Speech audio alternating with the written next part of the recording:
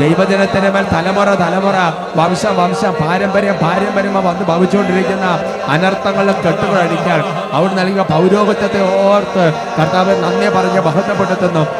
ദൈവമേ, ഇതിനുമുമ്പ് ഇതുപോലെ ശുശ്രൂഷ ചെയ്ത് കഴിഞ്ഞപ്പോൾ ദൈവജനം വിടുതൽ പ്രാപിച്ച ആയിരക്കണക്കിന് സാക്ഷികളോർത്ത് കർത്താവിനെ മഹത്വപ്പെടുത്തുകയാണ്. ഓ കർത്താവായ ദൈവമേ, ഇപ്പോൾ പ്രാർത്ഥിക്കുകയാണ് കർത്താവെ. ഓരോ രോഗികൾക്ക് വേണ്ടി ഇപ്പോൾ പ്രാർത്ഥിക്കുകയാണ് കർത്താവെ. കിടക്കയിൽ കടന്നുകൊണ്ട് ഈ ശുശ്രൂഷ സംബന്ധിക്കുന്ന ഓരോരുത്തരെയും മനസ്സിൽ കണ്ട് ആശീർവദിക്കുകയാണ്. ഓ കർത്താവായ ദൈവമേ, ട്രീറ്റ്മെന്റിൽ ആയിരിക്കുന്നവരെ മനസ്സിൽ ഓർത്ത് പ്രാർത്ഥിക്കുകയാണ്. ഓ പ്രിയപ്പെട്ട ദൈവവൈദ്യലേ, വിശ്വാസത്തോടെയുള്ള പ്രാർത്ഥന രോഗിയെ സുഖപ്പെടുത്തും എന്ന വചനം നീ വിശ്വസിക്കുക. ലൂക്ക 6:19 അവരുടെ ശക്തി പുറപ്പെട്ട് അനേകരെ സുഖപ്പെടുത്തി. ഈ വചനം നീ ഇപ്പോൾ വിശ്വസിക്കുക. നിങ്ങൾ രോഗികളാകുമ്പോൾ സഭയിൽ പരസ്പരം പാപങ്ങൾ ഏറ്റുപറയുകയും സഭയിലെ ശ്രേഷ്ഠന്മാർ തൈലം പൂശി പ്രാർത്ഥിക്കുകയും ചെയ്യുമ്പോൾ നീ സൗഖ്യം പ്രാപിക്കും. ഈ വചനം ഇപ്പോൾ നീ വിശ്വസിക്കുക. അവിടുന്ന് വചനമയച്ച് വിനാശത്തിൽ വിടുവിച്ചു. ഈ വചനം ഇപ്പോൾ വിശ്വസിക്കുക.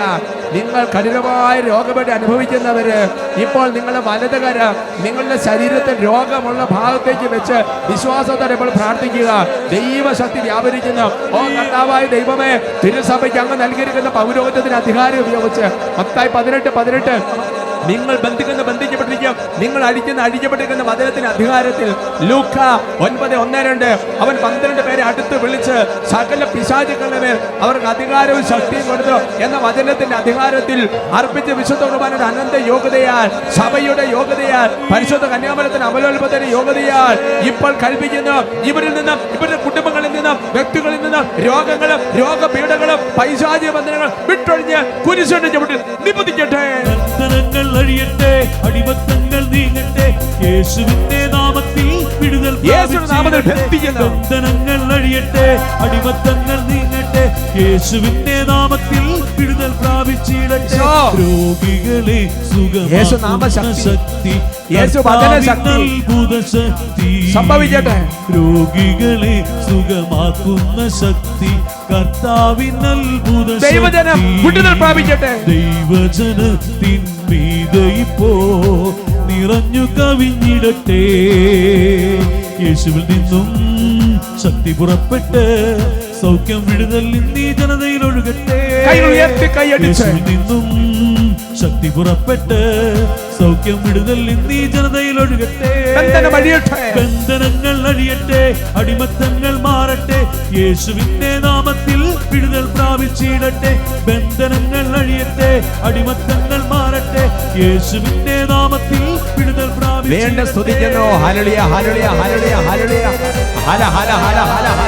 റോമ 16:20 സമാധാനത്തിന്റെ ദൈവം ഉടൻ തന്നെ പിശാചിനെ നിന്റെ കാൽക്കീഴിലാക്കി തകർത്തു കളയും. ഈ വചനത്തിന്റെ അധികാരത്തിൽ ഇപ്പോൾ പ്രാർത്ഥിക്കുന്നു.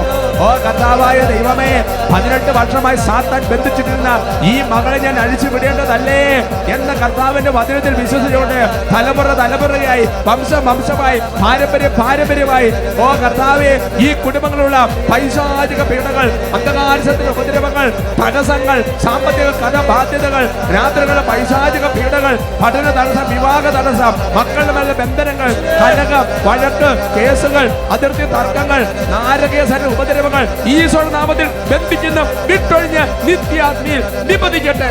യേശുവിൻ തിരുരക്തത്താൽ മോചിതരാകട്ടെ, പാപത്തിന്റെ കെട്ടുകളെല്ലാം തകർന്നു വീഴട്ടെ. യേശുവിൻ തിരുരക്തത്താൽ മോചിതരാകട്ടെ, പാപത്തിന്റെ കെട്ടുകളെല്ലാം തകർന്നു വീഴട്ടെ. വചനശക്തിയാ സാത്താൻ സൈന്യം ബന്ധിതരാകട്ടെ. കീഴെ തിന്മകൾ കത്തിച്ചാമ്പലാകട്ടെ. വചനശക്തിയാ സാത്താൻ സൈന്യം ബന്ധിതനാകട്ടെ. ക്രൂശിൻ കീഴെ തിന്മകൾ കത്തിച്ചാമ്പലാകട്ടെ. ബന്ധനങ്ങൾ അഴിയട്ടെ, അടിമത്തങ്ങൾ മാറട്ടെ, യേശുവിന്റെ നാമത്തിൽ വിടുതൽ പ്രാപിച്ചിടട്ടെ. ബന്ധനങ്ങൾ അഴിയട്ടെ, അടിമത്തങ്ങൾ മാറട്ടെ, യേശുവിന്റെ നാമത്തിൽ വിടുതൽ പ്രാപിച്ചിടട്ടെ. ഓരോ കുടുംബങ്ങളിലും സമാധാനത്തിന്റെ ആത്മാവ് വസിക്കട്ടെ. ഓരോ കുടുംബങ്ങളിലും സ്നേഹത്തിന്റെ ആത്മാവുകൾ വസിക്കട്ടെ. ഓരോ സമൂഹങ്ങളിലും സൗഖ്യത്തിന്റെ ശക്തികൾ വ്യാപരിക്കട്ടെ. ഓരോ സമൂഹങ്ങളിലും കൃപയുടെ അന്തരീക്ഷം ഉണ്ടാകട്ടെ. ഓരോ സമൂഹങ്ങളിലും ഓ പരിശുദ്ധന്മാരെ ഫലദാന വരങ്ങൾ കൊണ്ട് നിറയട്ടെ. ഓരോ വ്യക്തികളും ഇപ്പോൾ സൗഖ്യം പ്രാപിക്കട്ടെ. ആരാധന ആരാധന ആരാധന. ഈശോയെ ആരാധന ആരാധന ആരാധന, യേശുവേ ആരാധന ആരാധന, ഈശോയെ ആരാധന ആരാധന, ഈശോയെ ആരാധന, ഈശോയെ ആരാധന, ഈശോയെ ആരാധന, ഈശോയെ ആരാധന. പരിശുദ്ധ അമ്മേ മാതാവേ, ഓരോ രോഗികൾക്ക് വേണ്ടി അമ്മ പ്രാർത്ഥിക്കണമേ. പൈശാചിക പേടിൽ കുട്ടിയും കിടക്കുന്ന ഓരോ കുടുംബങ്ങൾക്ക് വേണ്ടി അമ്മ പ്രാർത്ഥിക്കണമേ.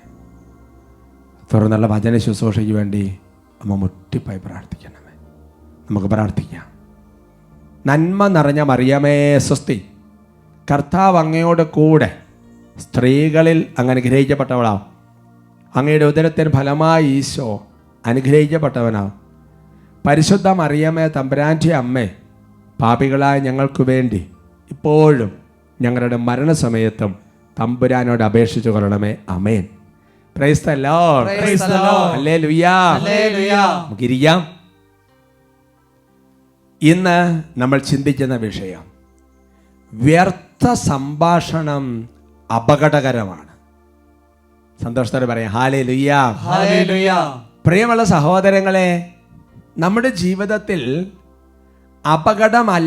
അപകടകരമല്ല എന്ന് നമ്മൾ ചിന്തിച്ചുകൊണ്ടിരിക്കുന്ന പലതും ഒരു സമയം കഴിയുമ്പോൾ അപകടകരമാണ് എന്ന് നമുക്ക് മനസ്സിലായി തുടങ്ങും.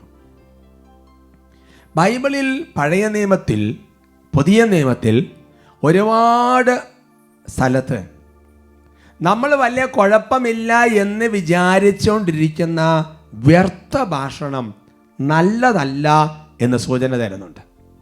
വ്യർത്ഥ സംഭാഷണം അല്ലേ? വെറുതെ ഇങ്ങനെ ഓരോരോ കാര്യങ്ങൾ പറയുക.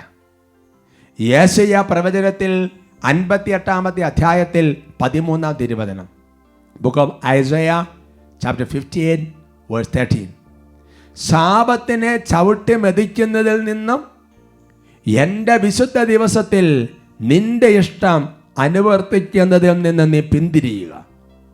ശാപത്തിന് സന്തോഷദായകവും കർത്താവിൻ്റെ വിശുദ്ധ ദിനത്തെ ബഹുമാന്യവുമായി കണക്കാക്കുക.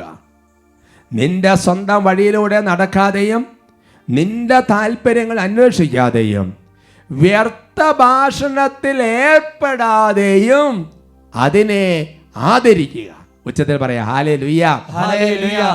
പഴയ നിയമത്തെ സാബത്ത് ആചരണത്തെക്കുറിച്ച്, പുതിയ നിയമത്തിലുള്ള ഞായറാഴ്ച ആചരണത്തെക്കുറിച്ച്, കർത്താവിൻ്റെ ദിവസത്തെക്കുറിച്ച്, ആ ദിവസങ്ങളിൽ ചെയ്യാൻ പാടില്ലാത്ത ചില പ്രവർത്തികളെക്കുറിച്ച് പറയുന്നതിൻ്റെ കൂട്ടത്തിൽ പറയുകയാണ് വ്യർത്ഥ സംഭാഷണം നല്ലതല്ല. വ്യർത്ഥ സംഭാഷണം നല്ലതല്ല. എൻ്റെ പ്രിയപ്പെട്ട സഹോദരങ്ങളെ, കർത്താവ് നല്ലതല്ല എന്ന് സൂചന നൽകിയിട്ടുണ്ടെങ്കിൽ അതിനകത്ത് എന്തെങ്കിലും ഒരു അപകടമുണ്ടെന്ന് നമ്മൾ മനസ്സിലാക്കണം. ഹോസിയ പ്രവചനത്തിൽ 10-ാമത്തെ അധ്യായത്തിൽ 3-ാം തിരുവചനം, ബുക്ക് ഓഫ് ഹോസേയ ചാപ്റ്റർ 10:3, അവർ പറയും, കർത്താവിനെ ഭയപ്പെടാത്തത് കൊണ്ട് ഞങ്ങൾക്ക് രാജാവില്ലാതായി. ഇനി ഉണ്ടെങ്കിൽ തന്നെ ഞങ്ങൾക്ക് വേണ്ടി അവൻ എന്ത് ചെയ്യാൻ കഴിയും?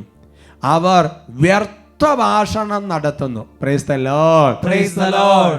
അപ്പോൾ ദൈവഹിതത്തിന് വിരുദ്ധമായിട്ടുള്ള ഉപകരിക്കാത്ത ചില സംഭാഷണങ്ങൾ വ്യർത്ഥ സംഭാഷണമായിട്ട് കർത്താവ് ഇങ്ങനെ കൂട്ടുകയാണ്. ചില സൂചനകൾ തരിക. നമുക്ക് 1-2 വചനങ്ങളൊന്ന് വായിച്ചതിന് ശേഷം വിഷയത്തിലേക്ക് ശരിക്കും പ്രവേശിക്കാം. മലാക്യ പ്രവചനത്തിൽ 3-ാമത്തെ അധ്യായത്തിൽ 14-ാമത്തെ തിരുവചനം, നിങ്ങൾ പറഞ്ഞു ദൈവത്തെ സേവിക്കുന്നത് വ്യർത്ഥമാണ്. അവിടുത്തെ കൽപ്പനകൾ അനുസരിക്കുന്നത് കൊണ്ടും സൈന്യങ്ങളുടെ കർത്താവിൻ്റെ മുൻപിൽ വിലാപം ആചരിക്കുന്നവരെ പോലെ നടക്കുന്നത് കൊണ്ടും എന്ത് പ്രയോജനം? ഒരുമിച്ച് പറയാം ഹല്ലേലൂയ. Hallelujah. വ്യർത്ഥ സംഭാഷണത്തിൻ്റെ ചില രീതികൾ ഇങ്ങനെ തെളിഞ്ഞു വരിക. ചില മനുഷ്യർ വരും, ഓ ഈ പള്ളിയിൽ പോയിട്ട് എന്നാ കാര്യം, കുറേ പ്രാർത്ഥിച്ചിട്ട് എന്നാ കാര്യം, എന്നാ വെറുതെ ഓരോന്നൊക്കെ ഇങ്ങനെയൊക്കെ പറഞ്ഞുകൊണ്ടിരിക്കുക.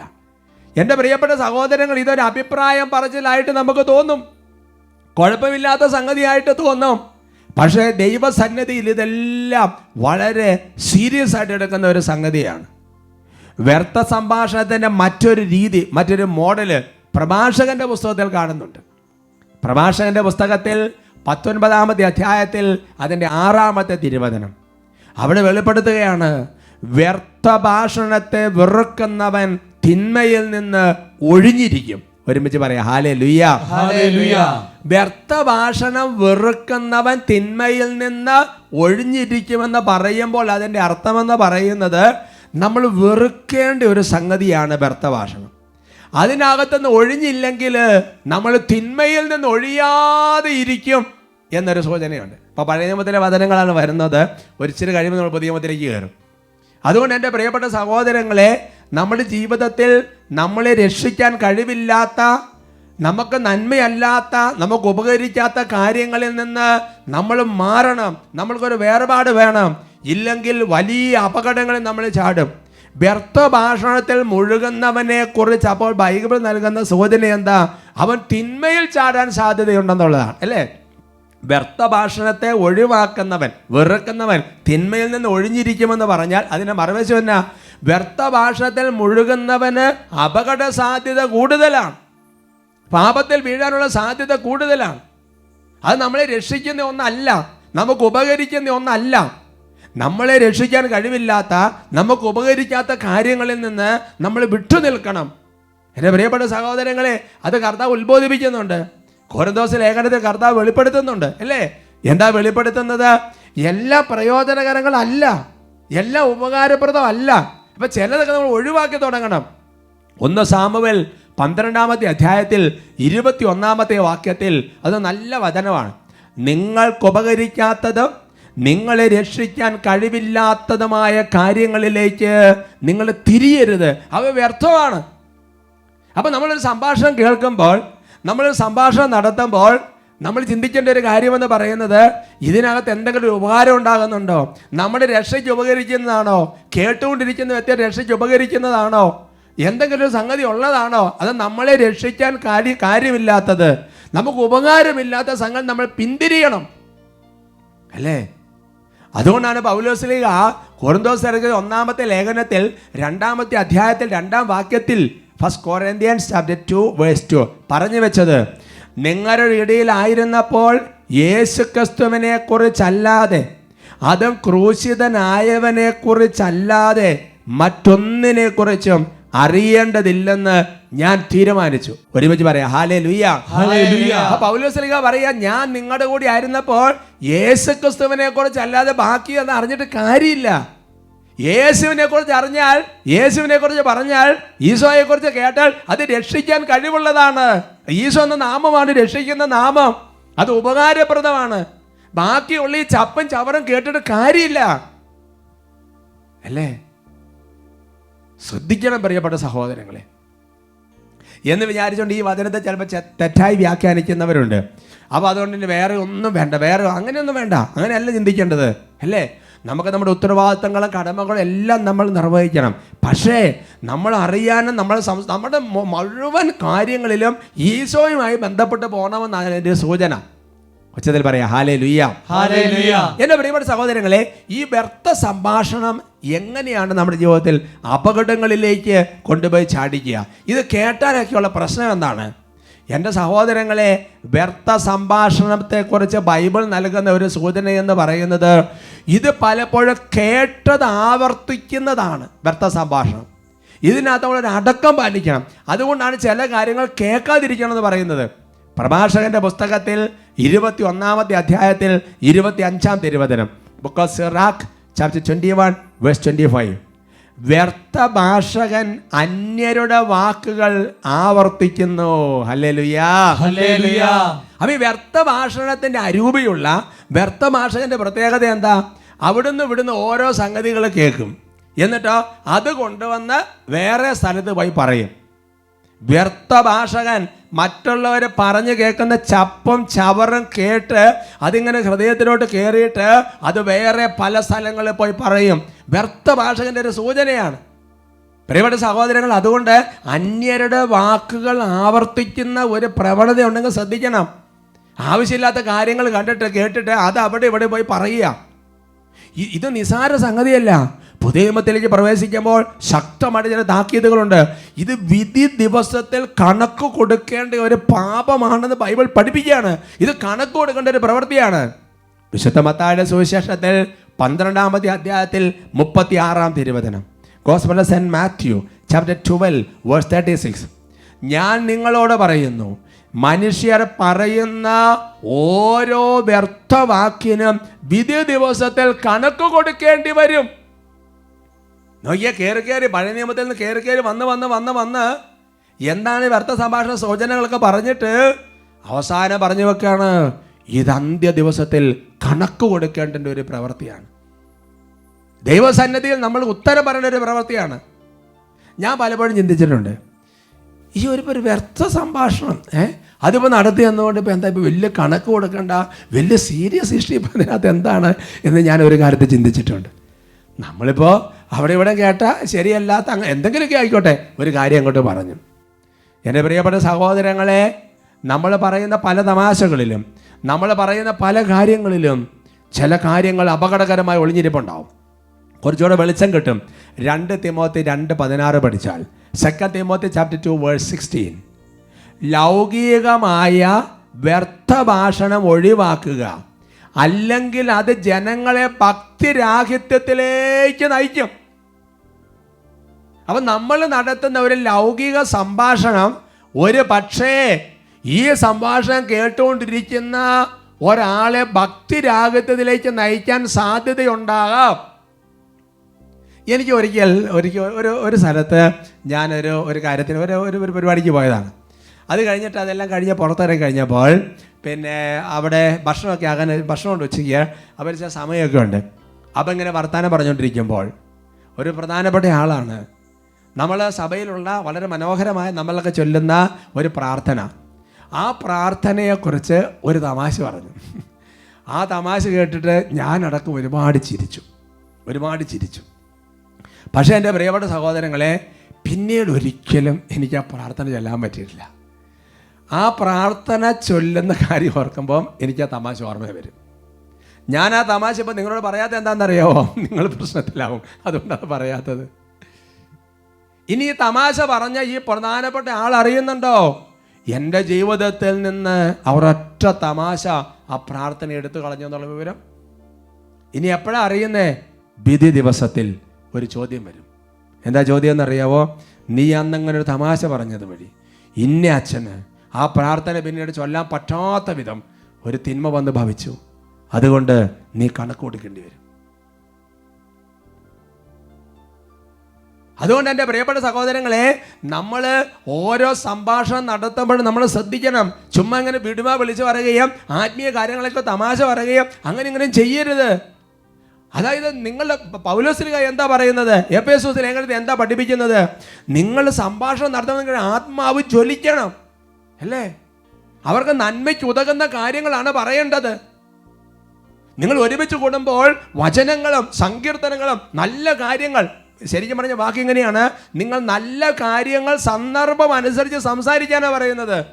അതാണ് പഴയ നിയമത്തിൽ പറയുന്നത്, നിങ്ങൾക്ക് ഉപകരിക്കാത്തത്, നിങ്ങളെയൊക്കെ രക്ഷിക്കാൻ കഴിവില്ലാത്ത ഇങ്ങനത്തെ ചപ്പും ചവറും സംസാരിക്കാനോ കേൾക്കാനോ പോകരുത്. സഭയിലൊരു മഹാവിശുദ്ധനായ വിശുദ്ധ ആന്റണി മേരി ക്ലാരറ്റ്, അദ്ദേഹത്തിൻ്റെ ജീവചരിത്രത്തിൽ കലാരേഷ്യൻ സഭയുടെ വിശുദ്ധനെയാണ് ഉദ്ദേശിക്കുന്നത്. അപ്പോൾ അദ്ദേഹത്തെക്കുറിച്ച് പറയപ്പെട്ടിരിക്കുന്ന അദ്ദേഹത്തിൻ്റെ പുസ്തകത്തിൽ ഞാൻ വായിച്ച ഒരു കാര്യം ഓർക്കാണ്. വിശുദ്ധ ആന്റണി മേരി ക്ലാരറ്റ് ഇങ്ങനത്തെ ഏതെങ്കിലും സംഭാഷണങ്ങളോ കുറ്റം പറയലോ അങ്ങനത്തെ കാര്യങ്ങളൊക്കെ നടന്നിരിക്കുന്ന സ്ഥലമാണെങ്കിൽ വിശുദ്ധ ആന്റണി മേരി ക്ലാരറ്റ് വേഗം അവിടെ നിന്ന് ഓടി രക്ഷപ്പെടും. ചിന്തിച്ചു നോക്കിയേ, ഭക്തി എടുത്ത് കളയും, പ്രാർത്ഥന എടുത്ത് കളയും. വിശുദ്ധ ജോൺ ക്ലിമാക്കോസ് പറയുന്ന ഒരു കാര്യമുണ്ട്. അതായത് നമ്മുടെ ജീവിതത്തിൽ ടോക്കറ്റീവ് നേച്ചർ, ഒരുപാട് സംസാരിക്കുന്ന പ്രകൃതിയാണെങ്കിൽ ആത്മീയ ജീവിതത്തിൽ വളരാൻ പറ്റുകയില്ല. ലൂക്കായുടെ സുവിശേഷം 21:34 ഒരു വചനമുണ്ട്. ആ വചനം വെച്ചുകൊണ്ട് ഇതിനെ നമുക്ക് വ്യാഖ്യാനിക്കാം. സുഖലോലപത, മദ്യാസക്തി, ജീവിത വ്യഗ്രത എന്നിവയാൽ നിങ്ങളുടെ മനസ്സ് ദുർബലമാവുകയും ആ ദിവസം ഒരു കെണി പോലെ പെട്ടെന്ന് നിങ്ങളുടെ മേൽ വന്ന് വീഴുകയും ചെയ്യാതിരിക്കാൻ ശ്രദ്ധിക്കുക. അപ്പോൾ സുഖലോലപത, മദ്യാസക്തി, ജീവിത വ്യഗ്രത എന്നിവയാൽ നമ്മുടെ മനസ്സിൻ്റെ ശക്തി കുറയും എന്ന് പറയുന്നത് പോലെ തന്നെ വ്യർത്ഥ ഭാഷണം വഴി നിന്റെ ഭക്തി നഷ്ടപ്പെടും, നിന്റെ വിശ്വാസം നഷ്ടപ്പെട്ടു പോകും. മനസ്സിലായോ? അതുകൊണ്ട് തിമോത്തിയോസിനോട് പൗലോസ്ലീഹ പറയാ, നീ നന്നായിട്ട് സൂക്ഷിക്കണം, സൂക്ഷിച്ചില്ലത് പോകും. സംഭാഷണത്തിന് നല്ല ശ്രദ്ധ വേണം. 1 തിമോത്തി 6:20, 1 തിമോത്തി ചാപ്റ്റർ 6:20, അല്ലയോ തിമോത്തിയോസേ, നിന്നെ ഭരമേൽപ്പിച്ചിട്ടുള്ളത് നീ കാത്തു സൂക്ഷിക്കണം. അധാർമികമായ വ്യർത്ഥ ഭാഷണത്തിൽ നിന്നും വിജ്ഞാനാഭാസത്തിന്റെ വൈരുദ്ധ്യങ്ങളിൽ നിന്നും ഒഴിഞ്ഞു മാറുക. അപ്പൊ നോക്കിയേ, നമ്മുടെ വിശ്വാസം ഇത് എടുത്തു കളയാം. ചെറിയൊരു കുരുവ്, ചെറിയൊരു തടിപ്പ് പോലെ ശരീരത്തിൽ വന്ന് ശ്രദ്ധിച്ചില്ല പോട്ടെ സാരമില്ല, അവസാനമാണ് വലിയൊരു രോഗമാണ് തിരിച്ചറിഞ്ഞ എന്ന് പറയുന്നത് പോലെ തന്നെയാണ് ഒരു സുഖലോലുപത, ഒരു മദ്യാസക്തി, ഒരു ജീവിതം നാച്ചുറൽ അല്ലേ. അവസാനം എന്താ സംഭവിക്കുന്നത്? മനസ്സ് ദുർബലമായി ഒരു കെണി വന്നുവിടും എന്ന് പറയുന്ന പോലെയാണ് വ്യർത്ഥ സംഭാഷണം. ഭക്തി കുറയ്ക്കും, വിശ്വാസം എടുത്തു കളയും. അതുകൊണ്ട് സൂക്ഷിക്കാൻ പറഞ്ഞിരിക്കുകയാണ് തിമോത്തിയോസിനോട്. അതുകൊണ്ട് എൻ്റെ പ്രിയപ്പെട്ട സഹോദരങ്ങളെ, ഓരോ സംഭാഷണം നമ്മൾ നടത്തുമ്പോഴും ഓരോ സംഭാഷണം കേൾക്കുമ്പോഴും ഇത് മനസ്സിൽ ഓർക്കണം. ഇത് നമുക്ക് രക്ഷയ്ക്ക് ഉപകരിക്കുമോ? നിങ്ങൾ രക്ഷിക്കാൻ കഴിയില്ലാത്തതും ഉപകരിക്കാത്തതുമായ കാര്യങ്ങളിലേക്ക് നിങ്ങൾ തിരിയരുത്. അത് വ്യർത്ഥമാണ്. കർത്താവ് അനുഗ്രഹിക്കട്ടെ.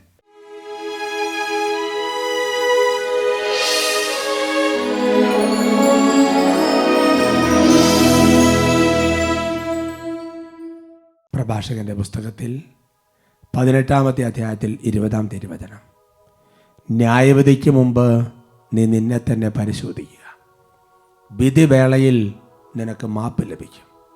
ഓരോ വചനങ്ങളും ഈ ഭൂമിയിൽ ജീവിച്ചിരിക്കുമ്പോൾ നമുക്ക് ആത്മശോധനയ്ക്കുള്ളതാണ്. ന്യായവിധിയിൽ വിധിക്കപ്പെടുന്നതിന് മുൻപ് ആത്മശോധന അനുദപിച്ച് കർത്താവിൻ്റെ കരുണയിലേക്ക് തിരിച്ചു വരാം. പ്രിയപ്പെട്ട ദൈവമക്കളെ, കർത്താവിൻ്റെ സന്നിധിയിൽ കേട്ട വചനങ്ങളുടെ എല്ലാ ലംഘനങ്ങളും ഓർത്ത് അനുദപിക്കുകയാണ്. വിശുദ്ധ ഫൗസ്തീനയുടെ കർത്താവ് വെളിപ്പെടുത്തി, വായാടിയായ ഒരാത്മാവ് ഒരിക്കലും വിശുദ്ധി പ്രാപിക്കുകയില്ല. സംസാരപ്രിയയായ ഒരു ആത്മാവ്, കേട്ട കാര്യങ്ങൾ ആവർത്തിക്കുന്ന ആത്മാവ്, വ്യർത്ഥ സംഭാഷണം നടത്തുന്ന ആത്മാവ് വിശുദ്ധി പ്രാപിക്കുക അതിനപ്രാപ്യമാണ്. ദൈവമേ, കഴിഞ്ഞുപോയ ജീവിതത്തിൻ്റെ നാളുകളിൽ അറിഞ്ഞും അറിയാതെയും ഒരുപാട് വ്യർത്ഥ സംഭാഷണം നടത്തിയിട്ടുണ്ട്. വെറുതെ ആവശ്യമില്ലാത്ത കാര്യങ്ങൾ സംസാരിച്ചും ചകഞ്ഞും അവിടെ ഇവിടെ കേട്ട കാര്യങ്ങൾ ആവർത്തിച്ചും ദൈവമേ ആത്മീയ കാര്യങ്ങളെ തമാശായിട്ടെടുത്തും ദൈവമേ അനേകരുടെ ഭക്തജീവിതം എൻ്റെ അടക്കം നഷ്ടപ്പെട്ടു പോയിട്ടുണ്ട്. ഞാൻ അറിയുന്നു പോലുമില്ല. എൻ്റെ ദൈവമേ, എന്നോട് ക്ഷമിക്കണമേ, എന്നോട് കരുണ കാണിക്കണമേ. ഈശോയേ ക്ഷമിക്കണമേ, എന്നോട് പൊറുക്കണമേ. ഉള്ളൊരുകി പ്രാർത്ഥിക്കുന്ന ഈശോയേ ക്ഷമിക്കണമേ, എന്നോട് പൊറുക്കണമേ. കരങ്ങൾ ഉയർത്തി സ്തുതിക്കുന്നു. Hallelujah, hallelujah. എഫേസസ് ലേഖനത്തിലെ വചനപ്രകാരം നല്ല കാര്യങ്ങൾ സന്ദർഭമനുസരിച്ച് സംസാരിക്കുവാൻ തക്കവിധം ദൈവത്തിന്റെ കൃപ ഈ ആശീർവാദ സമയത്ത് വ്യാപരിക്കട്ടെ. ഈശോയെ കൃപ തൂകണമേ. ഈശോയേ